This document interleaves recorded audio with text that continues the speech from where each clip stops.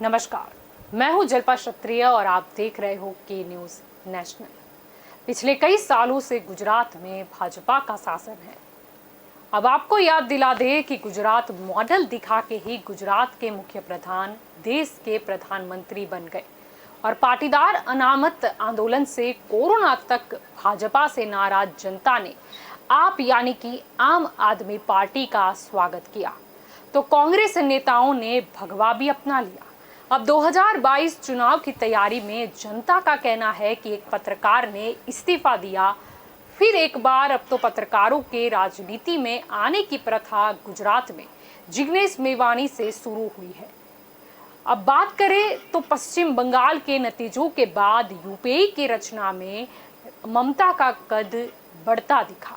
इसके परिणाम रूप गुजरात में भी कई नए पक्ष आए, ऐसी तैयारी दिखती है। एक तरफ कोरोना, शिक्षा, स्वास्थ्य, बेकारी जैसी समस्या मोदी के दिल्ली जाने के बाद बढ़ी है। मुख्य प्रधान का मनोरंजन लोग देखते हैं पर उनके कार्य यहाँ दिखते नहीं। दूसरी ओर उप मुख्य प्रधान नितिन पटेल का काम डैमेज कंट्रोल का नजर आता है। अब 2022 में गुजरात में परिवर्तन आए ऐसा दिखाई तो दे रहा है। तब कई नए संगठन और पक्ष आएंगे, वो भाजपा के साथ में होंगे या सामने, ये तो वक्त ही बताएगा। लेकिन फिर भी आज इसी पर चर्चा कर लेते हैं। तो हमारे साथ इस चर्चा में जुड़ चुके हैं राजनीतिक विश्लेषक के तौर पर प्रशांत गढ़वी हमारे साथ मौजूद है। भाजपा की ओर से कल्प पटेल हमारे साथ जुड़ चुके हैं। तो आम आदमी पार्टी की ओर से जगदीश पटेल हमारे साथ जुड़ चुके हैं और कांग्रेस की ओर से अतुल पटेल हमारे साथ जुड़े हैं। आप सभी का सबसे पहले स्वागत है के न्यूज में। आपसे शुरुआत करते हैं। प्रशांत जी, क्या कहना चाहेंगे? 2022 चुनाव आने वाला है, क्या लगता है कोई तीसरा मोर्चा इस बार नजर आएगा? सबसे पहले तो पहला, दूसरा, तीसरा अभी कौन सा मोर्चा है, पहले तो मैं वही ढूंढने का ट्राई कर रहा हूँ, क्योंकि जिस तरीके से अभी जनता जो क्रिटिकल फेस में से पसार हुई उस पर पहला मोर्चा भी नहीं देखा, तो दूसरा तीसरा तो उनके लिए क्या करेगा। और दूसरा तीसरा नहीं, मैं तो बोलता हूँ ऐसा चौथा, पांचवा, 10 मोर्चे आ जाए, क्योंकि मोर्चे जब आते हैं तो कंपटीशन में आते हैं और कंपटीशन में बेस्ट किसको मिलेगा? जनता को मिलेगा। तो अगर कंपटीशन आती है, क्योंकि वो लोग जब आते हैं तो क्या बोलते हैं, हम जाहिर जीवन में हैं, हम जनता की सेवा करने के लिए आ रहे हैं। तो आज अगर आपके घर में पेशेंट होता है और पेशेंट के लिए 24 आवर्स की एक नर्स होती है, उसकी जगह उनको अगर 10 नर्स मिलती है तो पेशेंट को भी अच्छा रिलीफ मिलता है। तो उसी तरह वैसे भी जनता पेशेंट बन चुकी है। पेशेंट तो हम सब है, महंगाई की मार है, अनएम्प्लॉयमेंट है, मतलब किसी भी चीज़ में रेट देख लो, काफ़ी सारी चीज़ में हम पेशेंट बन चुके हैं। तो ये पेशेंट की, हमारी जैसी जनता की सेवा करने के लिए ऐसे मोर्चे आने चाहिए सबसे पहले। बट गुजरात की जो बायोग्राफी आप देख लो तो तीसरा मोर्चा कभी भी गुजरात में सक्सेस नहीं हुआ है। पहली बात, हमने ऑलवेज नेशनल पार्टी को ही एक्सेप्ट किया है और वो नेशनल पार्टी में 2 है। अभी आम आदमी पार्टी को जो थोड़ी बहुत सफलता सूरत में कॉर्पोरेशन के इलेक्शन में मिली है, वो भी only because of fight between Patidar समाज and Congress, not fight between BJP और जनता। वो तीसरा विकल्प नहीं था, वो उन पाटीदार समाज के पास कोई और विकल्प नहीं था, इसलिए वो आम आदमी पार्टी को सपोर्ट करने गए। बाकी जगह क्यों नहीं मिला कोई सपोर्ट, आप बताइए। उसी तरह AIMIM और BTP का भी एक गठबंधन हुआ था, तो वहां पर भी आप देखो कौन सी मेजर सक्सेस नहीं मिली है। यस, इलेक्शन उनके लिए सीजन होता है, जैसे हमारे यहाँ जनवरी में पतंग की सीजन होती है, फिर होली आता है तो गुलाल की सीजन होती है, फिर समर आता है कैरी की सीजन होती है, आम की सीजन होती है। तो वो सीजनल एक बिजनेस हो गया है और इलेक्शन का भी 1 साल बाकी है।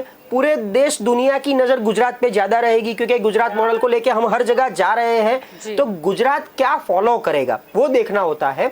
बट यस, परिवर्तन हो, पुनरावर्तन हो, रिपीट हो रहा है, क्या हो रहा है, अभी जनता की जो हालत है उसमें जनता को सीरियस रिप्रेजेंटेशन चाहिए, जो अभी बहुत ही बड़ा वैक्यूम है। क्योंकि बीजेपी पिछले 25 साल से है, एक तरफी शासन, एक चक्री शासन उनका जा रहा है, यहाँ पर विपक्ष की कोई भूमिका नजर नहीं आ रही है। तो दूसरा मोर्चा साइलेंट है, तीसरा मोर्चा कहीं उनका एडजस्टमेंट करने का ट्राई कर रहे हैं। आम आदमी पार्टी कहीं मतलब किसी को क्या लाए, अभी भी उनके पास जो देखा जाए 100% संगठन जो होना चाहिए, तो उनकी खुद की बॉडी अभी 100% नहीं बनी है।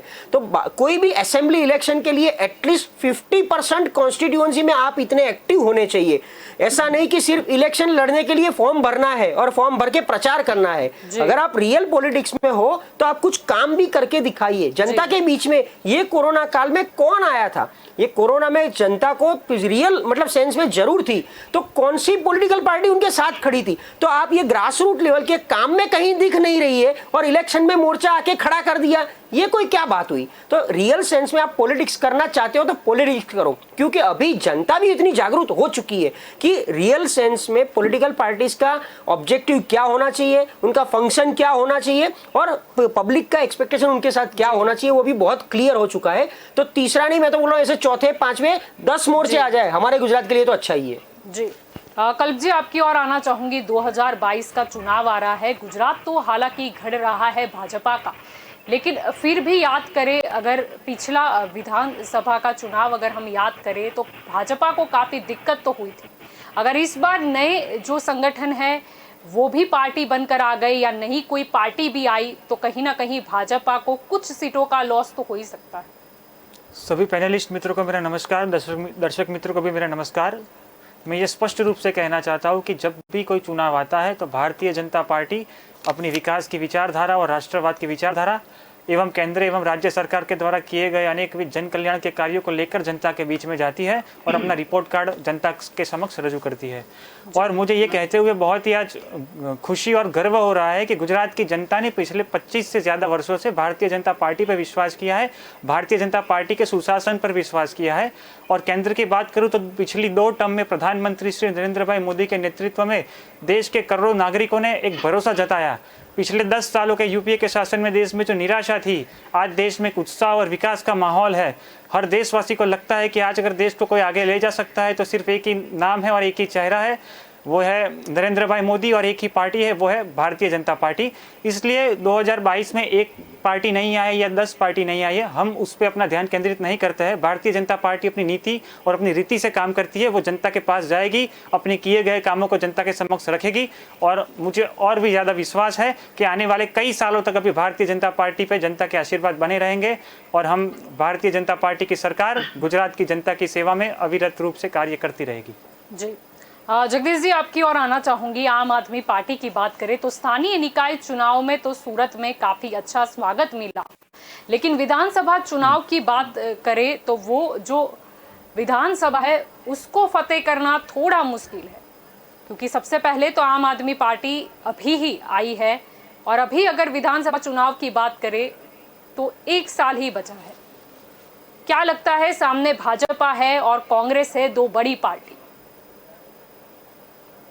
जी जल्पा जी, मैं कहना चाहूंगा कि सूरत के अंदर जो रिजल्ट आया उसके अंदर हम लोग सामने विरोध पक्ष में बैठे हुए हैं, तो उस हिसाब से तो हमारे लिए फील गुड ही हो रहा है अभी। और जो हमारे 27 कॉर्पोरेटर जीत के आए उन्होंने अपने दूसरे दिन से काम शुरू कर दिया है और आज की तारीख में वो लोग काम कर रहे, तो उसका काम देख के लोग हमको वोट देंगे। हम लोग जनता की तरफ से सेवा करना चाहते हैं। और जो मेरे मित्र बीजेपी के जो है कल्प भाई, उन्होंने बताया कि नरेंद्र मोदी की बात करी, तो मैं उनको कहना चाहूंगा कि बात चली थी डिजिटल इंडिया की, और बात चली थी अपने 1 के बदले 10 सर लाने की, बात चली थी बुलेट ट्रेन चलाने की, बात चली थी 56 इंच का सीना दिखाने की, बात चली थी 100 दिन में अच्छे दिन लाने की।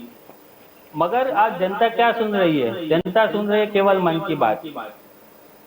तो मैं कहना चाहूंगा कि आज की तारीख में जो बड़े बड़े लोग हैं वो यहाँ देश के अंदर कर्जा ले लेके भाग जाते हैं और जनता को क्या देखने को मिल रहा है कि भाई उनको कोई पकड़ नहीं रहा, उनके पीछे कुछ कार्यवाही नहीं हो रही है। तो मैं बताना चाहूंगा कि इस बार पब्लिक चाहती है कि जनता को उसका हक मिले और उसका सुविधाएं मिले, इसके लिए वो आम आदमी पार्टी को चुनना चाहती है। और हमारी दिल्ली के अंदर जो सरकार है केजरीवाल जी, वहाँ पे जो बिजली पानी राशन और महिलाओं के लिए फ्री बस की सुविधा और वहाँ पे सबसे अच्छे से अच्छी आरोग्य की सेवा कर रहे, तो वो सुविधा गुजरात में भी मिले, इसी मॉडल को देखते हुए लोग यहाँ पे भी वोट देंगे, ये हमको आशा है। जी आपकी ओर आना चाहूंगी अतुल जी। अगर बात करें कांग्रेस की, तो भाजपा की ओर से ये एक सूत्र दिया गया था कि कांग्रेस मुक्त भारत, और गुजरात की बात करें तो स्थानीय निकाय चुनावों की तो नई आई हुई पार्टी आम आदमी पार्टी की बोलबाला ज्यादा दिखी, कांग्रेस की उतनी नहीं दिखी। एक तीसरी पार्टी की उस हिसाब से बोलबाला ज्यादा दिख रही, लेकिन अगर पुराने विपक्ष की हम बात करें तो कांग्रेस जो कहीं ना कहीं आम आदमी पार्टी से भी काफी डाउन नजर आई। क्या लगता है, विधानसभा का चुनाव सिर पर है, कहीं ना कहीं एक नई पार्टी जैसे आम आदमी पार्टी आई है, फिर दूसरी भी पार्टी है, अगर वो भी आती है चुनाव में तो कहीं ना कहीं कांग्रेस के ही मत कटेंगे। सबसे पहले तो सभी मित्रों का मेरा प्रणाम। पिछले 6-7 साल से हम लोग जमीन पर घूम रहे हैं, गुजरात की जमीन पर घूम रहे हैं। जो आम आदमी पार्टी बीजेपी दोनों ने बात कर ली। अभी जो इलेक्शन हुआ, ग्राम पंचायत, जिला पंचायत, नगर पालिका, महानगर पालिका, उसमें सिर्फ इलेक्शन ईवीएम मशीन से हुआ, वीवीपीएटी बाजू में साथ में नहीं था। और ईवीएम से इलेक्शन होने के बाद भी दूसरे नंबर पे कांग्रेस रही है और आम आदमी का 1 से 1.5% से ज्यादा वोट पूरे गुजरात में नहीं है। सभी जगह पे कैंडिडेट ये लोगों ने खड़े कर दिए थे।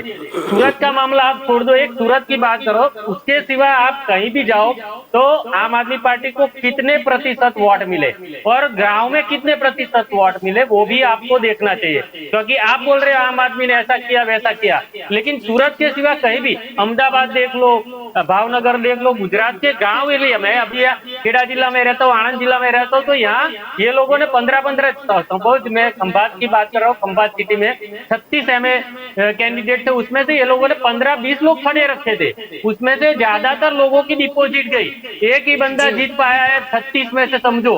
तो कांग्रेस का 13 लोग जीते, बीजेपी के 18 लोग जीते। मतलब गुजरात का जो भी पहले से 70 साल से यहाँ का जो बात रहा है, उसमें तीसरी पार्टी को लोग वोट नहीं दे रहे। अरविंद केजरीवाल 17 के इलेक्शन के पहले बापू नगर में बहुत बड़ी सभा की थी, मालूम है मुझे, बहुत लोग आए थे बापू नगर में, फिर भी चुनाव आते आते ये लोगों का कुछ हुआ नहीं। और आशुतोष जो वहाँ वो समय पे आम आदमी पार्टी में थे वो भी आए थे, लेकिन आम आदमी पार्टी की यहाँ कुछ दाल नहीं पिघली। लेकिन मैं बताना चाहूँ तो पॉलिटिक्स है, पॉजिटिव पॉलिटिक्स है, आम आदमी आने से मेरे हिसाब से अच्छा ही है। आए, एवरीबडी वेलकम, और अच्छे अच्छे लोग राजनीति में आए, वो सबसे बड़ी बात है। आम आदमी पार्टी में जो लोग आज आ रहे हैं वो भी अच्छे अच्छे युवा लोग हैं, प्रतिभाशाली लोग हैं, जमीन पर काम कर रहे हैं, और कंपटीशन, हेल्दी कंपटीशन होना चाहिए। और अभी बीजेपी की बात के, मोदी जी की बात कर ली है, हम लोगों ने देख लिया कोरोना में,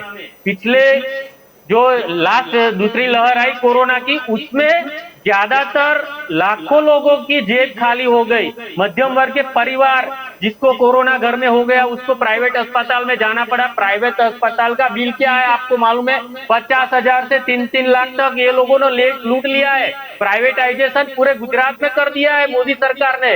मोदी जी जब से मुख्यमंत्री, तब से आज तक गुजरात में जो प्राइवेटाइजेशन हो उसका आज भुगत रहे हमारी जनता। जब कांग्रेस थी तो कांग्रेस ने हर डिस्ट्रिक्ट पे सिविल अस्पताल बनाई थी। अहमदाबाद की देखो, दुनिया की, ये एशिया की सबसे बड़ी अस्पताल, सिविल अस्पताल अहमदाबाद में कांग्रेस के शासन में बनी। मोदी जी को तैयार थाली मिल गई, समझो, तैयार, सभी 56 भोग मिल गया है, और अभी खा भी नहीं रहे अच्छी तरह से, क्योंकि पूरा देश का इंफ्रास्ट्रक्चर, रेलवे हो, एयरपोर्ट हो, इरिगेशन हो, नदी पर बांध बांधे हो, ये कांग्रेस की सरकार ने किया है पिछले 60-70 साल में। मतलब तीसरा पार्टी आए, वेलकम, लेकिन गुजरात में सिर्फ 2 पार्टी का राजनीति चलेगा, भारतीय जनता पार्टी और कांग्रेस। मैं आज भी बोल रहा हूँ, पहले भी बोलता था और आने वाले दिन में भी बोलूंगा। सपना रह जाएगा कांग्रेस मुक्त का। भाजपा तो सपना ही बता रही है। देखो ना अभी बंगाल में क्या होगा, पूरे बीजेपी बंगाल में थी, एक महिला ने 56 इंच के सीने वाले को फेंक दिया। गुजरात के जो खाल, डुप्लीकेट खाल पहन के शेर बन के चले गए थे ना, गुजरात के हमारे गिर के शेर है, और मोदी और शाहजी वहां चले गए थे डुप्लीकेट शेर बन के, तो वो शेरों की खाल भी ममता बनर्जी उठा ली। समझो, कांग्रेस की बात करते, कांग्रेस की वहां कोई भी सीट नहीं आई, लेकिन हम लोगों को आनंद है कि भारतीय जनता पार्टी को किसी ने तो चैलेंज किया, भाजपा को हराने में रस है। देखो, हम लोगों को सबसे पहले सब लोग हम साथ में ही है, ऐसा बात नहीं है। बीजेपी का काउंटडाउन शुरू हो गया। ये कोरोना की जो महामारी हुई उसमें टोटली नरेंद्र मोदी की वजह से कोरोना हुआ है। नरेंद्र मोदी सबसे बड़ा वायरस, कोरोना से भी बड़ा वायरस, डेंजरियस वायरस है इंडिया के लिए, और वो वायरस के हिसाब से ही कोरोना गुजरात में दूसरी लहर फैली। और देश के प्रधानमंत्री के की लिए बात करो, ये टोटल भाजपा के फेल्यूर। प्रधानमंत्री बोल रहे नहीं, थे देश के प्रधानमंत्री 250 करोड़। अरे प्रधानमंत्री हो के कोई भी हो यार, देश के लिए तो हानिकारक है। प्रधानमंत्री ने क्या किया? रैलियां की बंगाल में जाके। मुझे मौका दिया जाए। ममता ने ना बोला हम रैली नहीं करेंगे, राहुल जी ने बोला हम नहीं रैली करेंगे, लेकिन एक बार मन की बात में बोलते सोशल डिस्टेंसिंग और हजारों की भीड़ पैसा देके इकट्ठी करके और रैली की। ढाका प्रधानमंत्री को भी बोलना और बताना अलग बात है, तो सब समझते हैं। किया था, क्योंकि बुलेट आप ट्रेन जो का बात वादा कर किया रहे था, थे किसानों को कि बोला बंगाल कि में आपको कहीं ना एमएसपी कहीं मिलेगा, एक किसानों को महिला यानी स्वामीनाथन ममता कमीशन बनर्जी के की आप हिसाब से बात रेट कर रहे मिलेगा। थे क्या कि मिले? ममता बनर्जी बीजेपी ने ने क्या बोला? भाजपा को चुनाव हरा का दिया। मैनिफेस्टो देख लो, आपको दो लोकसभा का। मोदी जी को हरा दिया, लेकिन कांग्रेस का तो कोई फेस नजर नहीं आता है। आप बात कर रहे हो, मैं उस मुद्दे पर भी लौटूंगी। सबसे पहले दूसरे भी गेस्ट हैं, उनसे भी चर्चा कर लेते हैं आपकी, और मैं फिर से लौटूंगी अतुल जी। प्रशांत जी, यहाँ पर तो बात हो रही है। अब दूसरी, अगर हम आ जाते हैं अपने मेन मुद्दे पर, तीसरे मोर्चे की जब हम बात करते हैं, तब आम आदमी पार्टी जो कि नहीं है, हम AIMIM की बात करें, उनकी भी सीट आई थी। फिर अगर हम बात करें BSP की बात करें, हम BTP की बात करें या TMC, ऐसा भी कहा जा रहा था कि कहीं ना कहीं बंगाल के विधानसभा चुनाव में भाजपा ने जो बढ़ चढ़ के विकास होबे करा है, तो वहां से अब कहा जा रहा है कि हम भी गुजरात आएंगे और हम यहाँ पर खेला होबे करेंगे। यानी वो खेला होबे और विकास होबे शायद गुजरात में भी नजर आएगा। आपको क्या लगता है कि ये सारी पार्टी आएगी तो सही, लेकिन भाजपा को उससे फायदा होगा, या कहीं ना कहीं ये जो मत है वो डिवाइड हो जाएंगे तो उससे किसी और पार्टी को नुकसान होगा? जिस तरीके से पूरे देश में एक माहौल जो बना है 2019 से, मोदी वर्सेस ऑल, मतलब मोदी वर्सेस पूरा विपक्ष एकजुट होने का ट्राई कर रहा है। तो जहां कहीं भी कोई भी मोर्चा, बीजेपी के सामने कितने भी मोर्चे खड़े होते, जैसे बंगाल का हम ले लेते तो कांग्रेस भी था, लेफ्टिस्ट भी थे, लेकिन दोनों को कोई ज्यादा मतलब सक्सेस नहीं मिली है। उसी तरह कोई और भी आप स्टेट ले लो, तो मोदी वर्सेस ऑल में जितने भी नई पार्टीज आती है उसका इनडायरेक्ट बेनिफिट बीजेपी को मिलता है और कांग्रेस को नुकसान होता है। क्योंकि देखिए, कोई भी पार्टी जो आती है वो एक विचारधारा से आती है, उनकी खुद की एक विचारधारा होती है, उनकी खुद की एक ऑब्जेक्टिव्स होते हैं। वो ऑब्जेक्टिव्स वो जनता के बीच में लेके जाते हैं कि अगर हम सत्ता में आएंगे तो हमारी विचारधारा के अनुसार हमको ये देना है और हमारा ऑब्जेक्टिव ये है। तो उसमें कांग्रेस को, लेफ्टिस्ट को और उनका जो मतलब सेक्युलरिज्म की जो बात करके जो स्प्रेड किया गया है, माहौल जो बनाया गया है हिंदू वर्सेस मुस्लिम, तो अभी पूरे देश में एक ऐसा भी माहौल बना दिया गया है कि बीजेपी वर्सेस ऑल, मतलब बीजेपी वर्सेस देशद्रोही जो भी है, और वो सब क्या देना चाहते हैं उस तरीके से जो सोशल मीडिया का एक जो कैंपेन रन होता है, तो उसमें जो भी लोग हार्डकोर विचारधारा से जुड़ चुका है वो कमिटेड वोटर्स है। बाकी बीजेपी कमिटेड वोटर्स है। फ्लक्चुएट वोटर्स जो है वो 10 to 15% होते हैं। वो 10 to 15% वाले या तो सोशल मीडिया को फॉलो करते हैं या किसी उनके फॉलोअर्स, मतलब जिनके वो इन्फ्लुएंस में होते हैं उनको फॉलो करते हैं। उस तरीके से वोट शेयर फ्लक्चुएट होता है।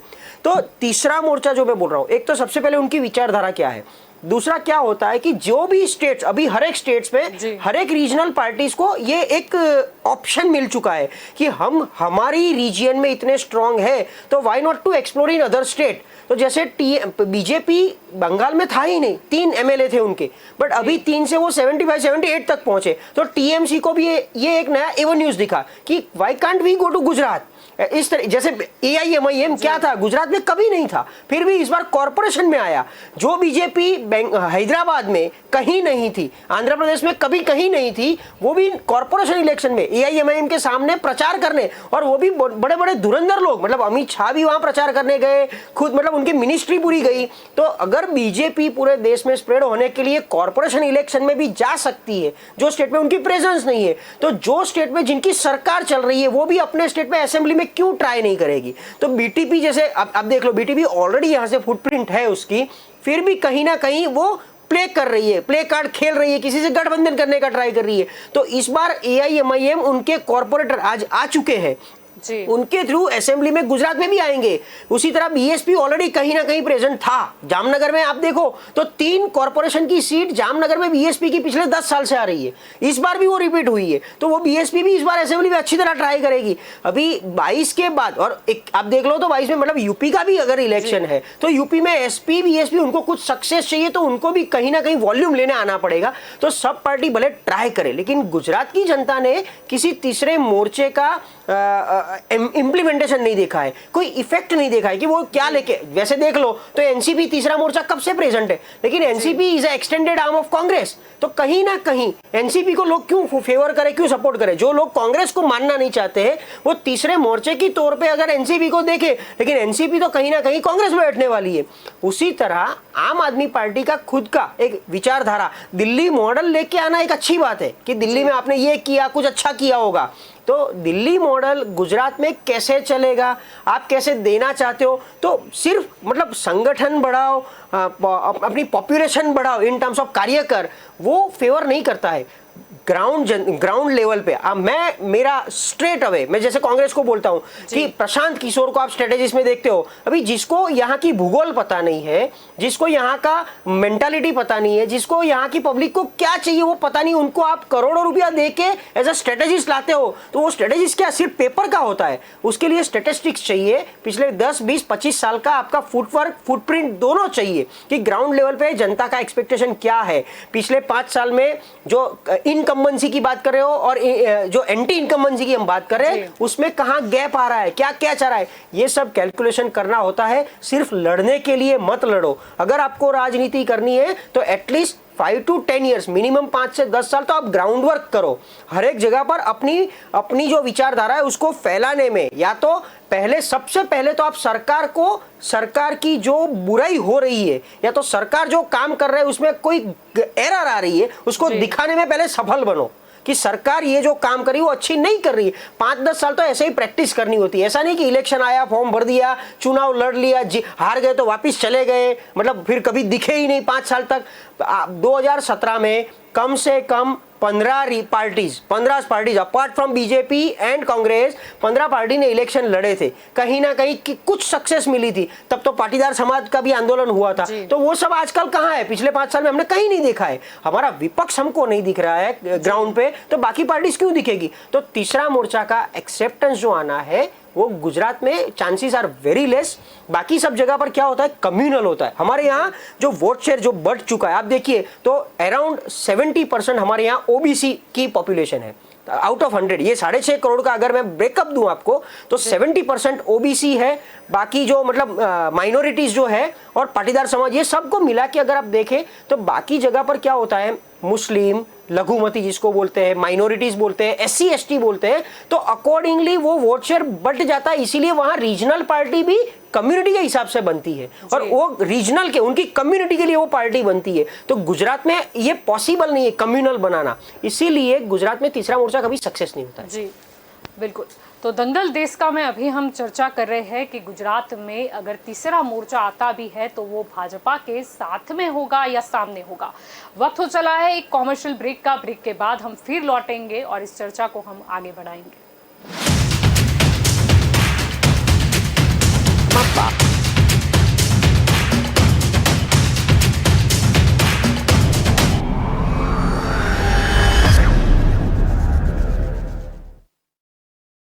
ડેડ જલ્દી કરો, પ્રેક્ટિસ માટે લેટ થાય છે. યસ ચેમ્પ, આવું છું. હા, અરે બેટા તું હેલ્મેટ ભૂલી ગયો હતો. પછી પેલા વિકીના બાઉન્સર્સની સામે પ્રોટેક્શન તો જોઈએ ને. ડેડ હું ભૂલી નથી ગયો. એક્ચ્યુઅલી મારે હેલ્મેટ પહેરવું જ નથી. વોટ? ચેમ્પ આમાં ચોઇસ ના હોય, સેફટીનો સવાલ છે. એક્ઝેક્ટલી ડેડ, હેલ્મેટમાં ચોઇસ ના હોય. તમે હેલ્મેટ પહેરવાનું શરૂ કરો એટલે હું પણ.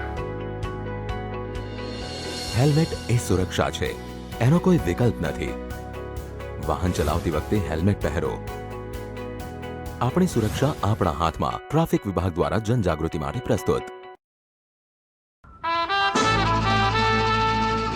के रेडियो, माहिती, मनोरंजन और मस्ती का ट्रायो. के रेडियो, कहीं भी कभी भी.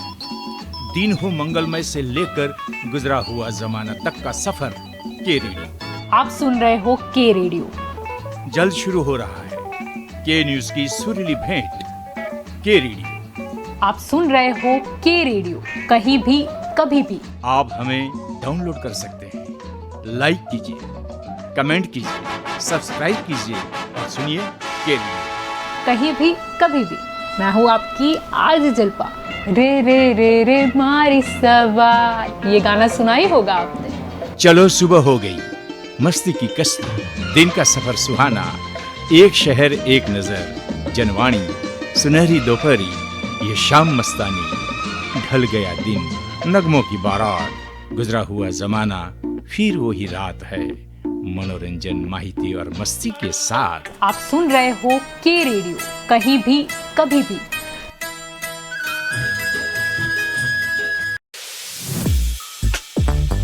આ છે શોર્ટકટ સુરેશ. બાળપણથી જ સુરેશને એક જ શોખ રહ્યો છે, શોર્ટકટ શોધવા.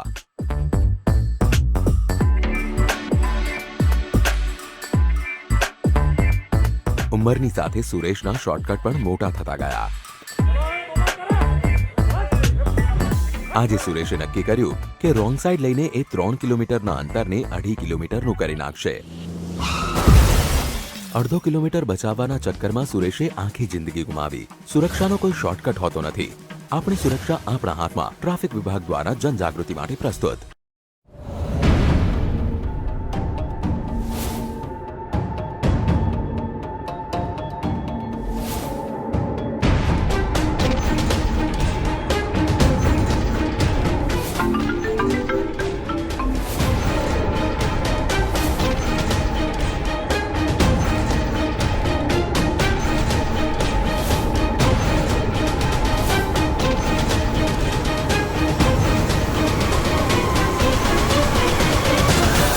જિંદગી એ માઓ નથી કે એને ચાવીને થૂંકી દઈએ. જિંદગી એક ફોન કોલ કરતા વધારે કિંમતી છે. આપણી સુરક્ષા આપણા હાથમાં. ટ્રાફિક વિભાગ દ્વારા જનજાગૃતિ માટે પ્રસ્તુત.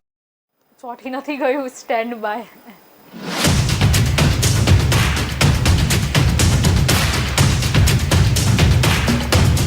Okay, silent.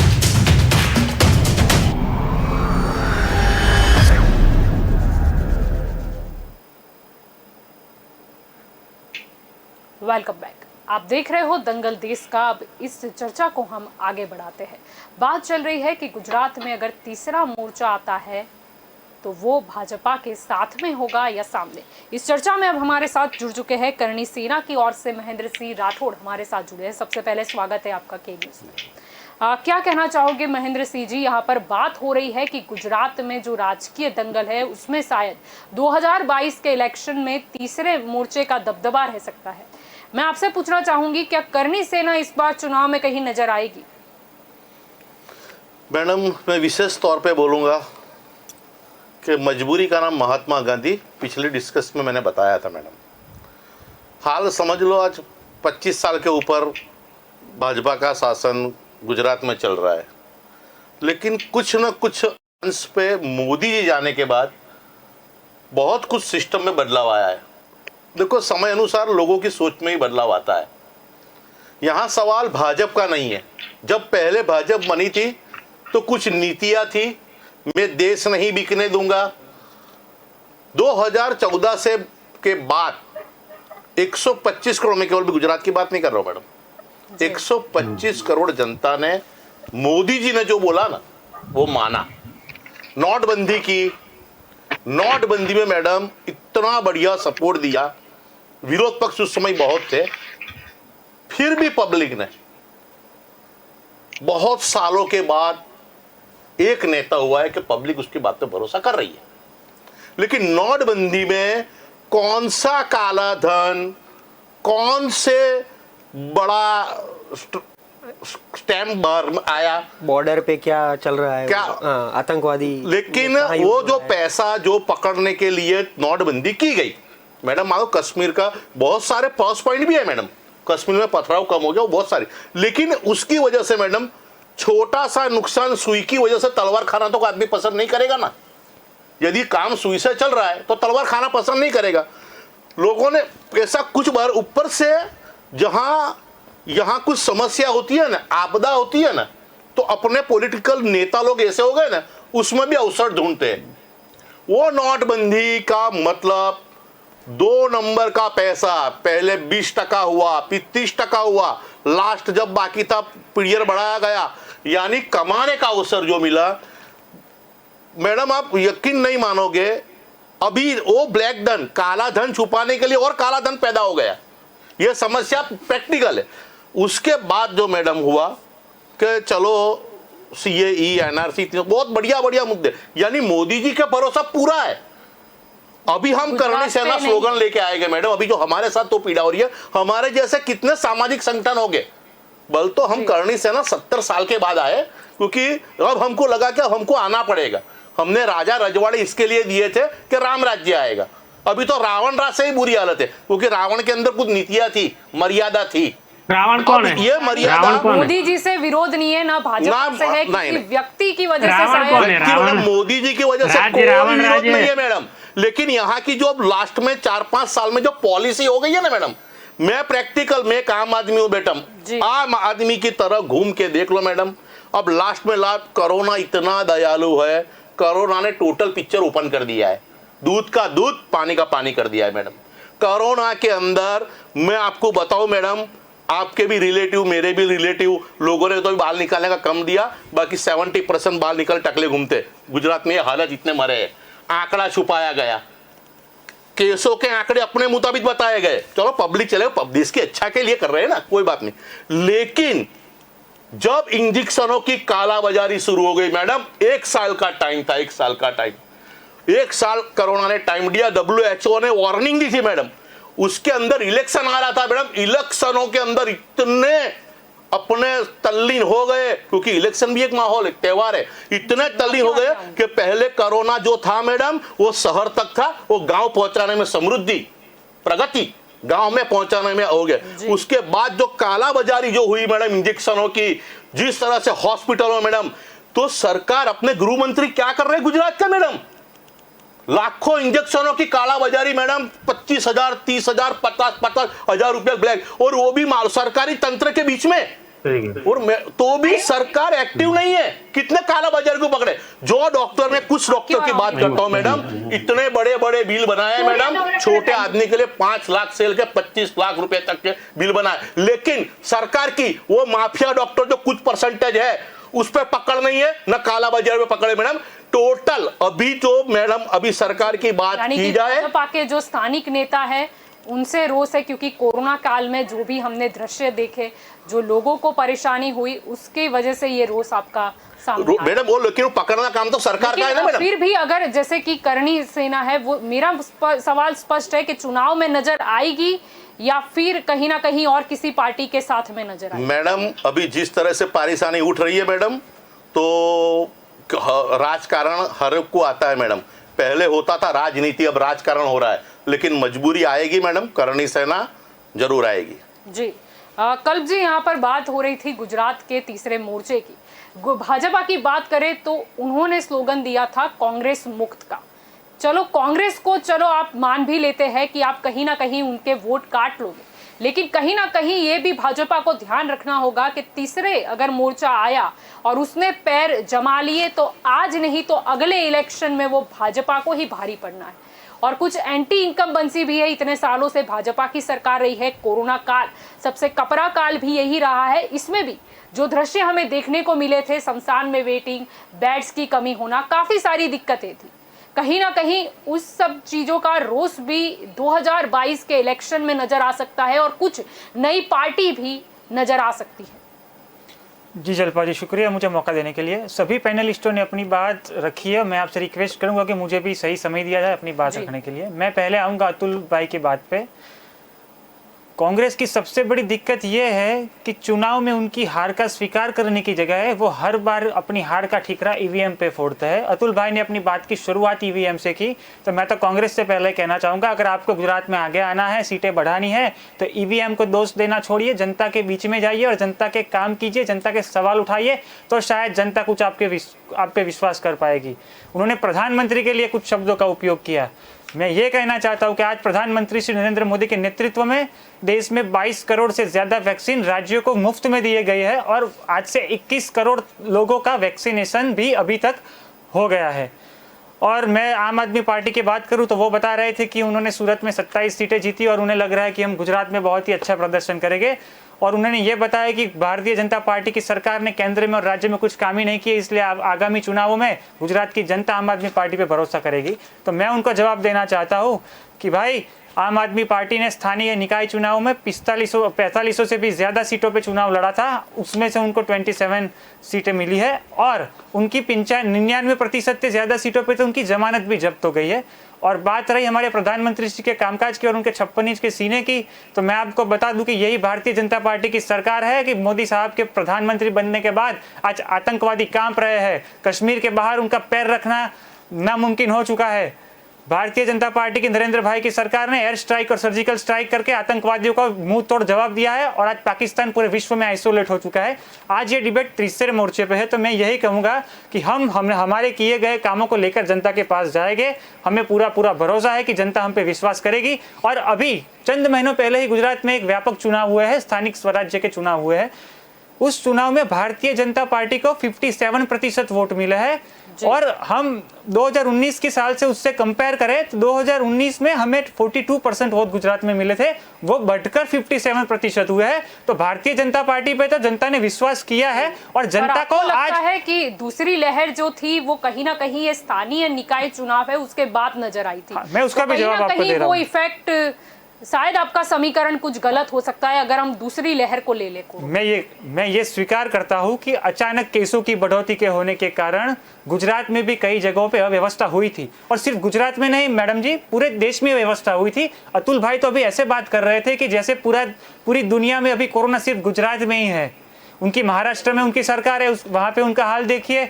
आम आदमी पार्टी की सरकार दिल्ली में, वहाँ पे उनका हाल देखिए। गुजरात से छोटा राज्य, आधी आबादी है, फिर भी गुजरात से ऑलमोस्ट डबल केसेस है दिल्ली में आज।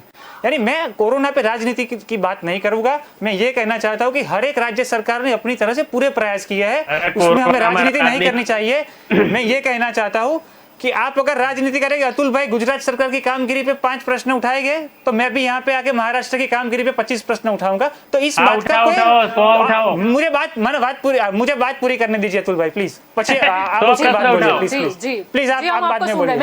मैंने आपको पूरा सुना था, आप मुझे पूरा सुनिए। अगर वो मुझे 5 बात पूछेंगे तो मैं उनको 25 पूछूंगा, तो इस डिबेट का कोई निष्कर्ष नहीं निकलेगा। आज हमारा महत्व का मुद्दा यह है कि कोरोना के केस देश में कैसे कम हो, सभी राज्य सरकार मिलजुल के इसके अंदर काम करे। और प्रधानमंत्री ने कोई भी राज्य के साथ कोरोना महामारी में भेदभाव नहीं रखा है। जब ऑक्सीजन की जरूरत थी तो केंद्र सरकार के द्वारा पूरे देश में सबसे ज्यादा ऑक्सीजन महाराष्ट्र को दिया गया, जहां पे कांग्रेस की गठबंधन की सरकार है। यानी हमारा एजेंडा स्पष्ट है कि हम अपनी पूरा जोर लगा के हम भारत में से कोरोना को कैसे परास्त किया जाए उसके लिए हम काम कर रहे हैं। इसमें हम राजनीति को घसीटेंगे तो कोई बात का निष्कर्ष नहीं आएगा। सिर्फ कांग्रेस को तो क्या है कि उनके पास कोई मुद्दा नहीं है, मोदी जी को बदनाम करने के लिए कोई बात नहीं है, इसलिए ये कोरोना के नाम पे चुनाव जीतने का दिवा स्वप्न देख रहे हैं और उनका ये स्वप्न ही रहने वाला है। पुराना हमें देखने को मिली है, लेकिन दूसरी पार्टी का क्या? कहीं ना कहीं ऐसा भी हो सकता है कि वो भाजपा के मत भी काट डाले। मैं आपको यही कह रहा हूँ, ये लोकतांत्रिक देश है, हर किसी को चुनाव में आने की एक आजादी रहती है। हम स्वागत करते हैं कोई भी पार्टी गुजरात में आए, अपनी बात रखे, जनता के सामने जाए। हम भी अपनी बात रखेंगे, वो भी अपनी बात रखेंगे। जनता चुनाव में दूध का दूध और पानी का पानी कर देगी। लेकिन मैं कांग्रेस और आम आदमी पार्टी से एक प्रार्थना करूंगा कि चुनाव के नतीजों के बाद ईवीएम पे अपनी हार का ठिकाना न फोड़े। और अभी बंगाल के चुनाव की बात हुई थी कि बंगाल में अतुल भाई बात कर रहे थे कि बंगाल में बीजेपी साफ हो गई। अतुल भाई बंगाल में भारतीय जनता पार्टी ने ऐतिहासिक प्रदर्शन किया है। 3 सीटों और 10% वोट शेयर के साथ हम आए थे। आज हम 35 से 40% वोट शेयर के साथ 75 सीट लेकर निकला है। आप और आपका गठबंधन शून्य पर आ चुके हैं। कांग्रेस पार्टी बंगाल में खाता भी नहीं खोल पाई है। आप अपने अस्तित्व की चिंता कीजिए, भाजपा के अस्तित्व के लिए हमारे कार्यकर्ता और हमारे नेता है। आप कृपया आपके नेताओं को संभाल के रखिए, आप अपनी नीति स्पष्ट बनाइए और आप जनता के बीच में जाके काम कीजिए। जी मैडम जी, कांग्रेस को 50-60 साल मिले, भाजपा को 20-25 साल मिले। अभी तो ये हालत हो गई है, अब पहले आईपीएल में मैच फिक्स नहीं होता था, अब सट्टा कांड हो गया ना, फिक्स मैच फिक्सिंग। अब कुछ दिनों से गुजरात की हालत ऐसी हो गई है कि 2 बिल्ली को दूध संभालने दिया है। दूध वैसे का वैसा ये मलाई खा जा रही है। अब गुजरात की जो प्रजा है ना मैडम, ये अभी इलेक्शन होगा ना मैडम, यही धारासभ्य और कुछ सेटिंग मैडम, यदि विरोध पक्ष पावरफुल नहीं होगा ना, कौभांड करप्शन कहां से बाहर आएगा? अभी कौभांड बाहर नहीं आ रहा है क्योंकि विरोध पक्ष पावरफुल नहीं है। और अभी जो हालत है, इसने वो किया, इसने वो किया। मैडम, कोरोना अपने आप तो आया नहीं है, हम ऐसा नहीं कहते हैं कि भाजपा ने फैलाया है।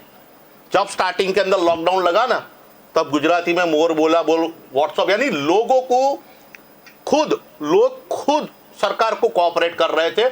उस समय इससे खतरनाक स्थिति पैदा हो सकती थी, लेकिन मोदी जी के एक आह्वान पे लॉकडाउन का कंप्लीट पालन हुआ मैडम। फिर जिस तरह से केस बढ़ने के बाद भी लॉकडाउन खुलना पड़ा मैडम, क्योंकि अपने अमीर कंट्री नहीं है मैडम, अपनी सरकार भी कुछ लिमिटेशन हम समझते, लेकिन जिस तरह से लॉकडाउन खोला गया, लेकिन पब्लिक के लिए लॉकडाउन के रूल्स रेगुलेशन अलग, नेताओं के लिए रूल्स रेगुलेशन अलग।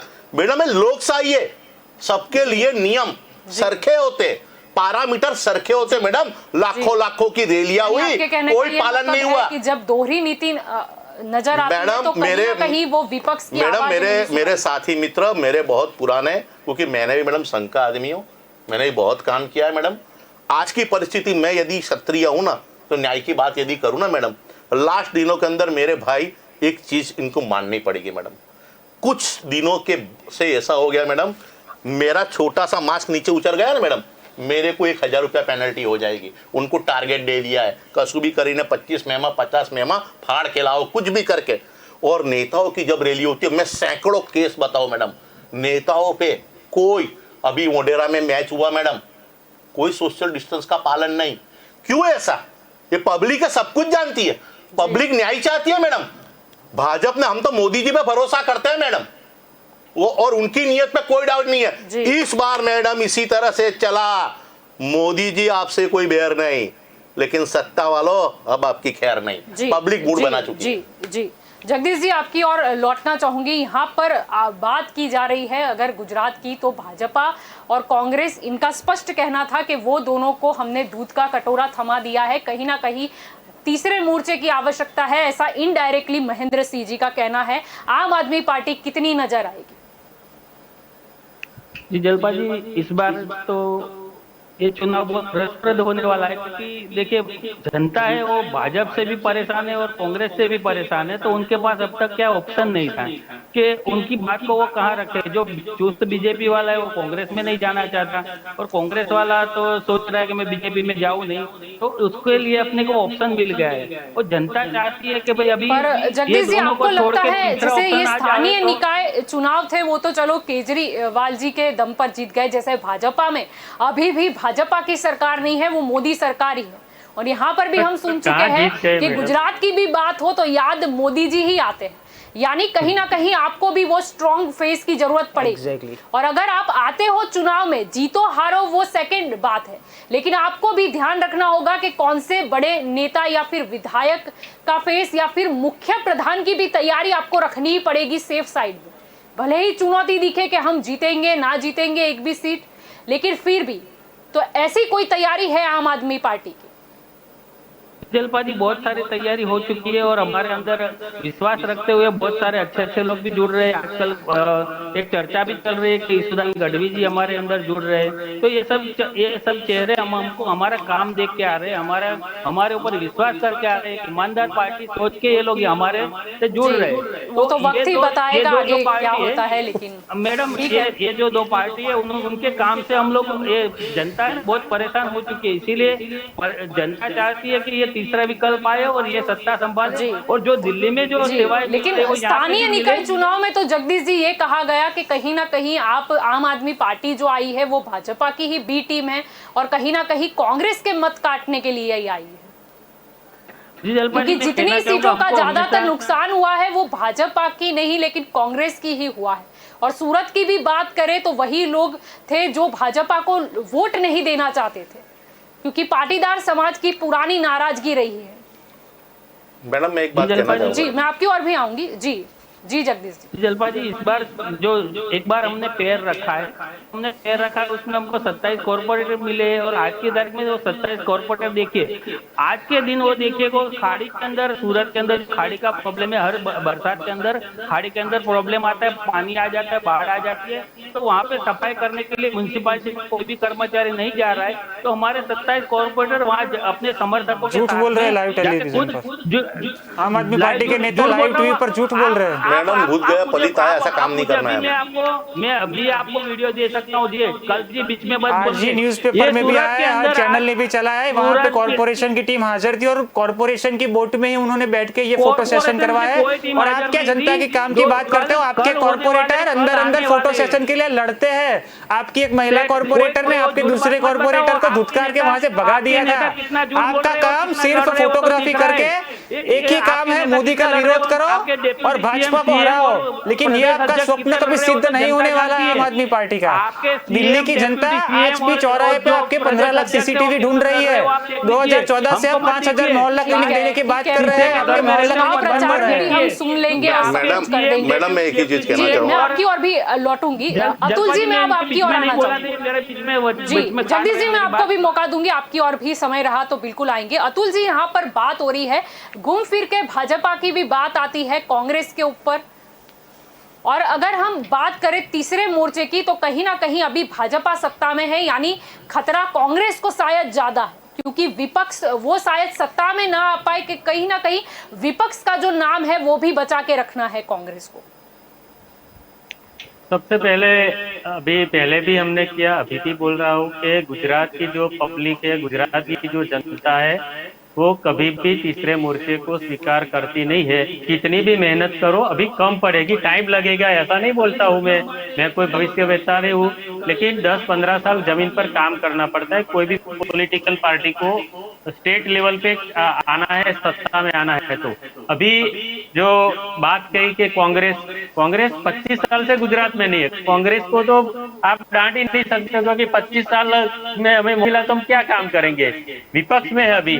और भारतीय जनता पार्टी पिछले 25-30 साल से गुजरात, वो मोदी जी 13 में बोल रहे हैं कि धोलेरा शहर बनाएंगे, इतना बड़ा एयरपोर्ट बनाएंगे, अभी भी रूपाणी साहब ने अभी बोला कि 20 लाख पॉपुलेशन वहाँ हो जाएगा। तो ये 15-20 साल से गोली पिला रहे गुजरात की जनता को, और नए प्रोपोगेंडा ला रहे हैं। 3 बार सीप्लेन चालू किया, 3 बार नरेंद्र मोदी जी को 11 करोड़ शौचालय बनाने के लिए निकलना पड़ता है, तो आपकी सरकार जीरो है।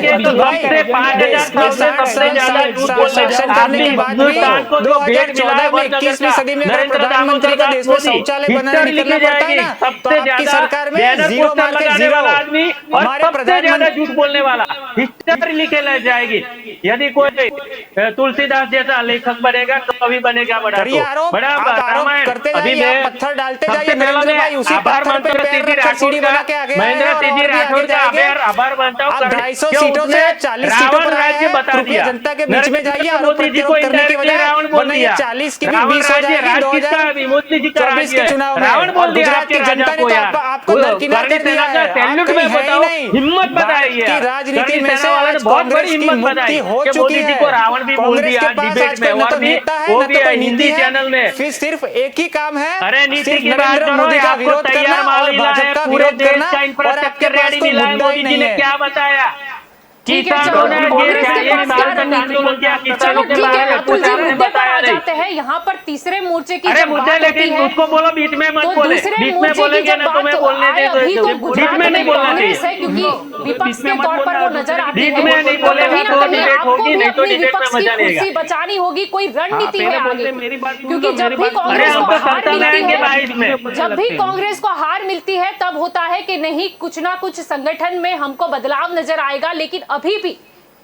लोग कंफ्यूज है कि आगे कांग्रेस करने की क्या वाली है, क्योंकि हार के बाद होता है कि कहीं ना कहीं कुछ नया देखने को मिलेगा, लेकिन लोग भी अब कहीं ना कहीं विपक्ष के तौर पर कांग्रेस को नहीं देख रहे, क्योंकि बदलाव ही नहीं आ रहा, परिवर्तन ही नहीं दिखाई दे रहा है। रणनीति क्या है आगे की? सबसे पहले मैं मेरे बीजेपी को भाई को विनती करता हूँ बीच में नहीं बोले, क्योंकि इसमें डिबेट का टाइम वेस्ट होता है हमारा और जनता का। मैं मेरी बात कि कांग्रेस ने बहुत सारे मैनिफेस्टो वादे किए थे, लेकिन कांग्रेस को सत्ता नहीं मिली। हमारा दुर्भाग्य और गुजरात की जनता का भी दुर्भाग्य है कि फिर से मोदी की माया पूरी जनता फंस गई। हमारे जो मैनिफेस्टो था उसमें 72,000 रुपया दी थी, मध्यम जो शिक्षित बेरोजगार है उसको नौकरी देने की बात थी, और हमारे जो 20 लाख मकान देने की बात थी मैनिफेस्टो में। और उसके बाद मोदी जी ने क्या बोला कि हम 50 लाख मकान बनाएंगे। आज गुजरात में कितने मकान बने इतने साल में बताओ? तो आप 50 लाख एक साल के बाद 28,000 मकान बने थे, अभी 3-4 लाख से ज्यादा मकान नहीं बने हैं। मतलब वादा जो हम करते हैं वो निभाए। हमने पंचवर्षीय योजना बनाई थी, उसमें पर डैम बनाए थे। पंचवर्षीय योजना के हिसाब से पूरे गुजरात में हरियाली है। भारतीय जनता पार्टी ने बताओ एक भी नदी पर डैम बांधा हो। और नर्मदा कैनाल की बात करते हो तो 70% काम तैयार हो गया था। नर्मदा का काम आपने ही रोक के रखा था। अपनी राजनीतिक फायदों को देखने के लिए गुजरात के प्रतिशोध लेने के लिए आपने नर्मदा के दरवाजे लगाने के लिए 7 साल तक परमिशन नहीं दिया। नरेंद्र भाई मोदी ने प्रधानमंत्री बनने के 17वें दिन नर्मदा के दरवाजे लगाने के लिए परमिशन दे दी। आप गुजरात की जीवादोरी पे राजनीति करके गए। गुजरात के किसानों के आंसू भी आपको बुरी नजर आए। गुजरात की जनता को भी माफ नहीं करेगी। बेबुनियाद आरोप करना बंद कीजिए। मोदी जी को माफ नहीं करेगी। मोदी की जी का व्यक्तित्व चलाने लगे पंजाब और जनता ने दरकिनार कर दिया। भाई नर्मदा के बारे में स्पेशल डिबेट आपको करनी पड़ेगी। सुप्रीम कोर्ट में केस था। आगे की रणनीति क्या है? सुप्रीम कोर्ट में केस था। ये भाई झूठ क्यों बोल रहे हैं? जनता को गुमराह क्यों कर रहे हैं? 7 साल तक आपने परमिशन नहीं दिया। ये सत्य हकीकत है। नरेंद्र भाई ने 17 दिन में सुप्रीम कोर्ट में मैटर थी। वो मैटर कब की खत्म हो चुकी थी। आपने राजकीय प्रतिशोध के कारण नर्मदा के होता है, मैनिफेस्टो में होता है, सूत्रों में होता है। आप संभलिए, कहीं ना कहीं आप बीजेपी को काउंटर करने में ही रह जाते हैं। आप अपनी बात रख नहीं पाते हैं। यहाँ पर भी वही दिखाई दे रहा है। प्रश्न पर ध्यान दीजिए। भाई को बीच में बोलेंगे तो मजा नहीं आएगी डिबेट करने की। आप रणनीति बताइए, कुछ बदलाव देखने को मिलेगा या नहीं? हम संगठन वही की तो बात बात करें, कर रहा हूँ। कांग्रेस की हमारी या कुछ? रणनीति तो हम हर समय पे हम जब चुनाव आता है मैनिफेस्टो, अभी भी देखो जब पिछली लहर आई थी तो मजदूरों के लिए हम लोगों ने भी काम किया था, बहुत सारी ट्रेन के किराए दिए, लेकिन भारतीय जनता पार्टी ने हमारा चेक ही नहीं लिया। और रेलवे स्टेशन में जब हम लोगों ने मजदूर भेजना शुरू किया तो भी बीच में टांग अड़ाने की। अभी देखो हमारे कांग्रेस के लोग, नेशनल जो हमारे यूथ के प्रेसिडेंट है, उसने कितनी सारी सेवा की, तो उसके बाद दफ्तर पे रेड पाड़ी, आम आदमी के बाद रेड पाड़ी। यार ये कैसी बात? आप तो कर ही नहीं रहे हो, और जो जनता कर रही थी उसको भी आप रेड पाड़ के आम आदमी पार्टी और कांग्रेस के दफ्तर पे रेड पाड़ी, तो आप कर नहीं सकते हो। ऑक्सीजन का सिलेंडर लेकर जनता को घूमना पड़ा है गुजरात में। मुझे भी जो ऑक्सीजन के सिलेंडर के लिए 2-3 दिन घूमना पड़ा, तब तो ऑक्सीजन सिलेंडर रेमडेसिविर के लिए हमें घूमना पड़ा। कितने लोग मर गए? उठाया जाएगा कांग्रेस के द्वारा। क्या मोदी जी ने विकास किया बताओ? जी, मैं कौन सी नदी पर डैम बांधा बताओ? कितनी किलोमीटर कैनाले बनाए मोदी देश में आके? कितने एयरपोर्ट बनाए? एयरपोर्ट में दिए पेट्रोल और डीजल सदी क्रॉस कर गए सचिन और गांगुली की तरह। हो सकता है कि करनी सेना भी नजर आए चुनाव में। इसी तरह दूसरे भी संगठन है, वो भी शायद नजर आ सकते हैं। अगर हम ज्ञातिवाद की बात करें तो कहीं ना कहीं चुनाव में अब ये बहुत आम बात हो चुकी है कि कोई भी ज्ञाति होती है तो कहीं ना कहीं उनके शेयर जो होते हैं वो उसी के और चले जाते हैं। तो अगर इस तरीके से ही संगठन सामने आए और ज्ञातिवाद की आई तो भाजपा को फायदा होगा या लॉस होगा, और गुजरात का मतलब राजकारण किस ओर चला जाएगा? मेरे पहले के दौर में भी मैंने बताया था कि रीजनल पार्टी जो बनती है या तो कोई विचारधारा से या कोई कम्युनिटी से बनती है। मतलब जैसे सपा बसपा की हम बात करें, उसी तरह अगर करनी सेना आती है तो कैसे, मतलब पूरी सेना कोई एक पक्ष को सपोर्ट करेगी कि खुद का पक्ष बनाएगी। उसी तरह तीसरा मोर्चा आता है तो वो कौन, जैसे आम आदमी पार्टी को अभी हम देख सकते हैं तीसरे मोर्चे के तौर पे, उसी तरह कौन से और मोर्चे आना चाहते। पहला अभी बहुत अच्छी बात बताई जो 2018 के इलेक्शन में हर जगह था कि मोदी से कोई बैर नहीं पर वसुंधरा तेरी खैर नहीं, मोदी से कोई बैर नहीं पर शिवराज तेरी खैर नहीं, लेकिन वो जनता ने वो वादा निभाया हर जगह पर। अभी गुजरात में मैं अभी से सैंपलिंग कर रहा हूं, कहीं ना कहीं 2 चीज आके अटक जाती है। पहली बात कि मोदी जी के सामने या भाजपा के सामने ऑप्शन क्या है, तो ऑप्शन क्यों नहीं है, मतलब सफल विपक्ष अगर नहीं है तो वो सत्ता में कैसे बैठेगा, तो ऑप्शन क्या है। दूसरी चीज गुजरात में फेस क्या है, जैसे आपने भी पूछा तो आम आदमी पार्टी के पास फेस कौन सा है, कांग्रेस के पास फेस कौन सा है, और कांग्रेस की खुद की इंटरनल जुथबंदी ही उनको ब्रेक करती है। और फाइनल चीज कि हम गुजरात की जनता, अभी भी पूरे इंडिया में मुझे दिख रहा है कि कहीं ना कहीं जनता थॉट प्रोसेस से वोट देती है कि मुझे क्या चाहिए, मेरी क्या अपेक्षा है, मुझे सरकार से क्या लेना है, मेरी प्रायोरिटीज क्या है, उसके हिसाब से वोट चल रहा है। गुजरात में सिर्फ 2 चीज से मुझे कहीं ना कहीं वोटिंग पैटर्न दिख रही है कि एक, हमने गुजरात में पिछले 20 साल में कर्फ्यू नहीं देखा, मतलब हिंदू मुस्लिम वाला जो पहले हो रहा था वो मोदी जी के आने के बाद नहीं हो रहा, इसलिए भाजपा अच्छी है। तो हमारी प्रायोरिटी अभी आज की तारीख में, अगर कोरोना में हम बोल रहे हैं कि फेल हुई है, सरकार फेल नहीं हुई है, जनता की प्रायोरिटी फेल हुई है। हमें शिक्षा आरोग्य चाहिए नहीं चाहिए, हमें हिंदू मुस्लिम में हमें मन की शांति चाहिए, इसीलिए भाजपा हमारे लिए अच्छा है। तो अगर हिंदू मुस्लिम के तौर पे वोटिंग पैटर्न जा रही है तो जितने भी पॉलिटिकल पार्टीज आएगी, क्योंकि आज की तारीख में आम आदमी पार्टी को भी उसी तरह घसेड़ दिया गया है कि अरविंद केजरीवाल मुस्लिम को सपोर्ट कर रहे हैं, कहीं वो सुबह वो ब्यूगल बजता है उनको सपोर्ट कर रही है, मुस्लिम संगठनों को सपोर्ट कर रही है, इसलिए केजरीवाल अच्छा नहीं है, वैसा सोशल मीडिया पे प्रोड्यूस करना शुरू कर दिया है। तो अगर हमारा देश तो वैसे भी माइनॉरिटीज बहुत कम है, तो हिंदू से बना हुआ है, तो क्या भाजपा एक ही हिंदू पार्टी दिख रही है इसीलिए उनको लाना है? तो मोदी जी को रिक्वेस्ट करते हैं कि हिंदू राष्ट्र बना दो, जो आप हिंदू राष्ट्र बनाने के लिए निकले थे। संघ की विचारधारा वो थी, वीएसपी की विचारधारा वो थी, भाजपा की विचारधारा वो थी। 7 साल से आप सत्ता में हो, तो अभी तक आप हिंदू राष्ट्र क्यों नहीं बना रहे हो? क्योंकि सिर्फ उसी के लिए आपने वोट लिया है, 370 हटाना है, राम मंदिर लाना है। तो ये सब प्रायोरिटी बीजेपी की थी, बीजेपी ने आपको माइंडसेट बनाया और बीजेपी ने आपको दिया। आपकी प्रायोरिटी कभी शिक्षा आरोग्य नहीं थी। आज की तारीख में हम हिसाब मांग रहे हैं कि बेड नहीं मिल रहा है, लेकिन आपको देखिए, मेरा बच्चा प्राइवेट स्कूल में पढ़ रहा है, 1 लाख फीस मुझे मतलब अफोर्डेबल है इसलिए मैं पढ़ा रहा हूं, तो आपको शिक्षा नहीं चाहिए? मेरा बेटा मतलब मुझे अगर छोटी सी खरोच भी आएगी तो मैं प्राइवेट हॉस्पिटल में जाऊंगा, मेरे पास मेडिक्लेम है, तो आपको सरकारी अस्पताल की जरूर नहीं है। ये सब प्रायोरिटी जनता को पहले सीखनी है। अभी जनता को मतलब ये सब प्रायोरिटी सेट करके वोटिंग में जाना है। मैं भड़का नहीं रहा हूं किसी को, लेकिन पक्ष, विचारधारा, मैनिफेस्टो और सोचने भी नहीं दिया। जी मैडम, जी महेंद्र सिंह जी, आपका हमारे प्रशांत भाई ने बहुत सारी पीड़ा बोली जी, और ये मोस्ट ऑफ गुजरात में 30% लोग बुद्धिजीवी वर्ग समझ रहे हैं। कुछ सालों से, अभी 3-4 सालों से, कुछ सालों से मैडम, राजनीति और राजकारण में बहुत फर्क है मैडम। स्पोर्ट्समैन स्पिरिट होती है, कुछ खेल दिली। मैं ना भाजपा की बुराई कर रहा हूं, ना कांग्रेस की तारीफ कर रहा हूं। पहले की पॉलिटिक्स आप देख लो। अटल बिहारी वाजपेयी वो कांग्रेस में उस समय नहीं थे, फिर भी इंदिरा गांधी ने उनको अच्छा पद दिया। स्पोर्ट्समैन स्पिरिट, जो अन्याय के खिलाफ लड़ता है ना, उसको दबाओ मत। उस पे से जो रनिंग सरकार है, जो सत्ता पे, मैडम हम तो पॉलिटिकल नहीं है, हम तो सेवा करने निकले। जहां अन्याय होता है वहां पे हम लड़ते हैं। तो हमारे जैसे सैकड़ों लोग हैं मैडम, अन्याय के खिलाफ लड़ रहे हैं, ये अपनी वोट बैंक को हानि पहुंचा रहा है। हमारा झगड़ा अन्याय के खिलाफ होता है, सरकार के खिलाफ नहीं होता है। तो जो ऐसा संगठन, जो चुनिंदे लोग हैं मैडम, उसको कुचला जा रहा है, उसको बर्बाद किया जा रहा है। मैडम, आप सत्ता के नशे में ऐसे चूर मत हो जाओ मैडम। जब हाथी बाजार में चलता है ना, तो छोटी कीड़ी मकोड़ियां भी चलती है। तो हाथी जो है ना मैडम, उससे द्वेष नहीं करता है। द्वेष करने के लिए एक लेवल होना चाहिए। हर जगह पे मैडम गलती होती है, लेकिन वो गलती छुपाने के लिए किसको तोड़ो मत, मरोड़ो मत, कुचलो मत जी। आप अब इस बात आप पार्टी की हो रही थी मैडम, सूरत के अंदर 27 सीट आने की वजह हमने जो संशोधन किया मैडम, वहां 2 चीज थी। CR पाटिल के खिलाफ एक भाजपा का कुछ छोटा मोर्चा, नाराजगी तो होती है मैडम, वो एक मोर्चा लगा था, और कुछ असंतोष जो हार्दिक भाई ने शायद जो विश्वासघात किया है कांग्रेस ज्वाइन करके, वो 2 जूथों ने मिल के वहां पे सीट लाए। वो आपकी विजय नहीं है, वो द्वेष है। वहां इसके लिए वहां आप आइए। अभी ये जो छोटे छोटे इलेक्शन, लेकिन वहां आजादी नहीं दी गई मैडम। वो स्थानिक स्वराज का इलेक्शन मैडम ऐसा हुआ है, मैच फिक्सिंग।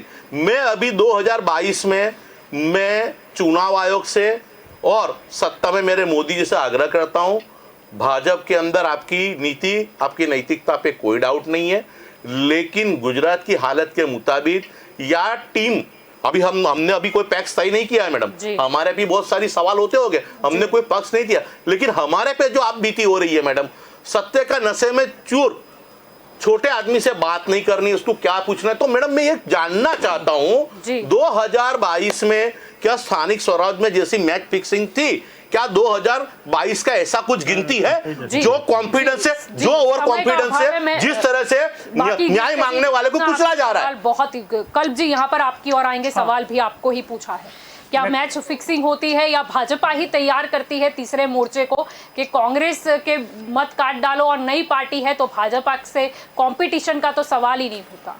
नहीं, मैं राठौड़ जी की बात का सम्मान करता हूं, लेकिन मैं ये स्पष्ट रूप से कहूंगा कि भारतीय जनता पार्टी को गुजरात में या देश में चुनाव में जीतने के लिए कोई तीसरे मोर्चे या चौथे मोर्चे या पांचवें मोर्चे की कोई आवश्यकता नहीं है।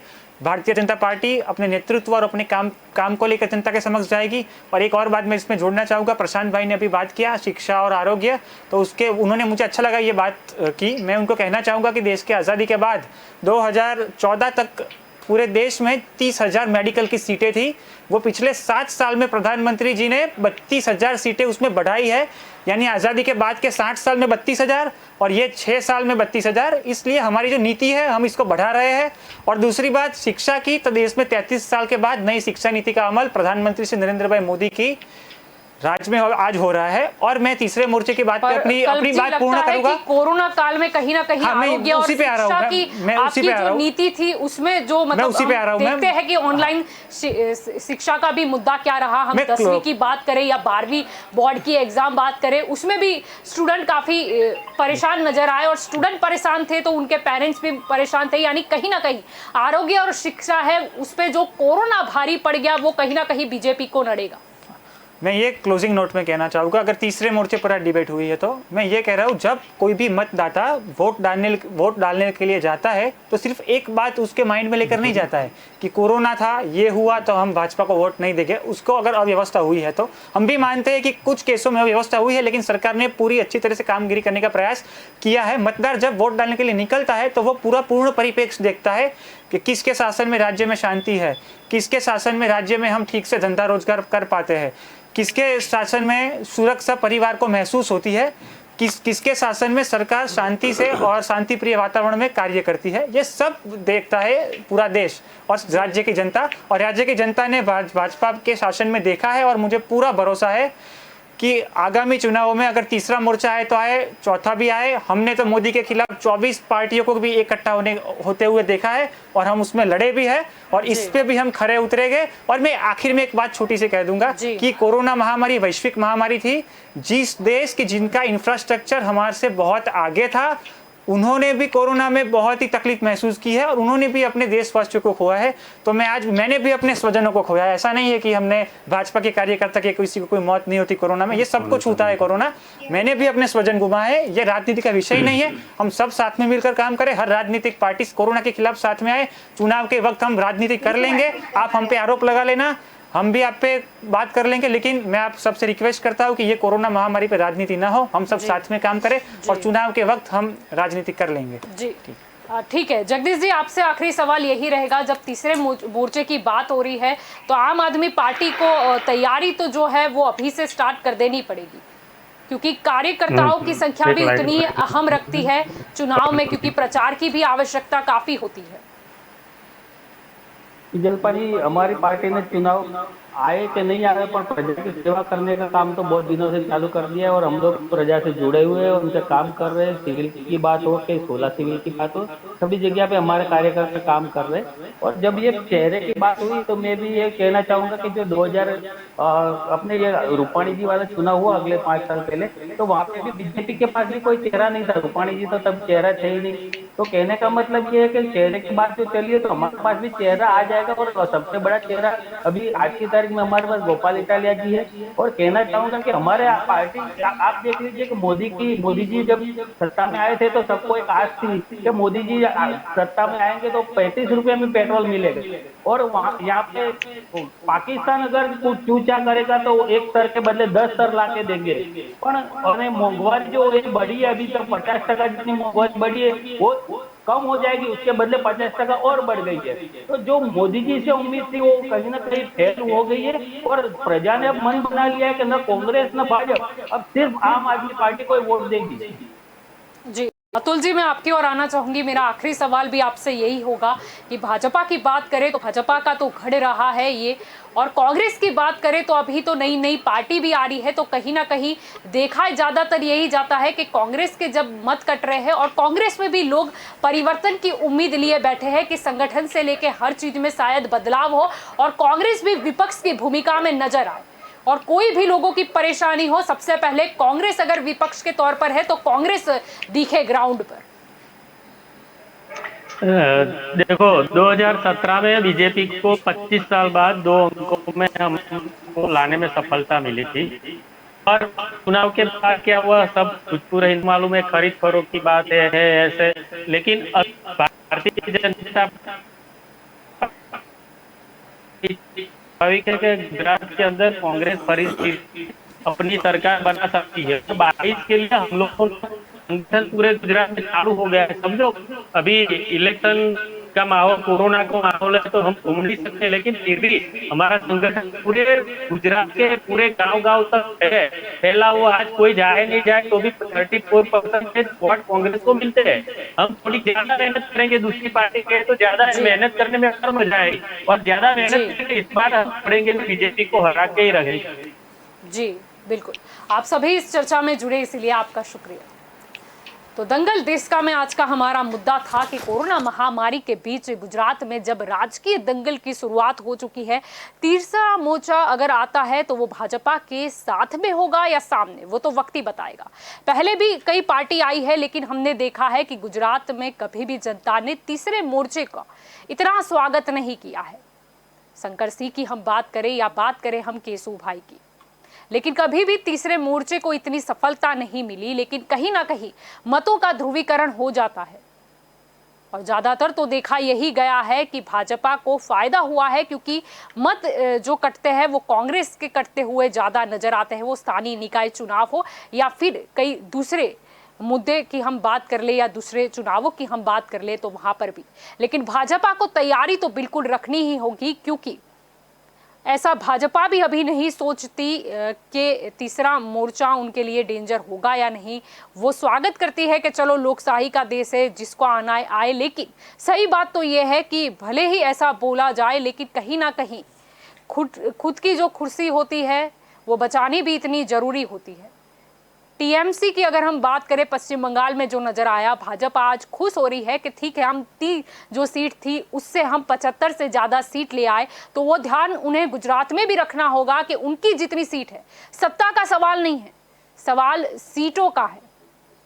कहीं ना कहीं तीसरा मोर्चा आए और वो भाजपा पे भारी ना हो जाए और गुजरात में जिसे हम देखते हैं केंद्र में जिस और भाजपा वर्सेस ऑल हो गए हैं, जैसे प्रशांत जी ने भी यहाँ पर कहा था, ऐसा गुजरात में ना हो जाए। इसीलिए गुजरात जो गढ़ है वो बचाने के लिए भाजपा को तैयारी तो करनी ही होगी। तो दंगल देश का में अभी बस इतना ही। ज़्यादा जानकारी के लिए आप जुड़े रहे के न्यूज़ के साथ। नमस्कार।